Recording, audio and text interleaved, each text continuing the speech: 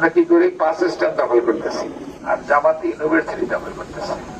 ইউনিভার্সিটির vice chancellor বিভিন্ন কোর্টের ম্যাজিস্ট্রেট বা হাইকোর্টের জাস্টিস নতুন যারা যাচ্ছে সব জামাতের লোক।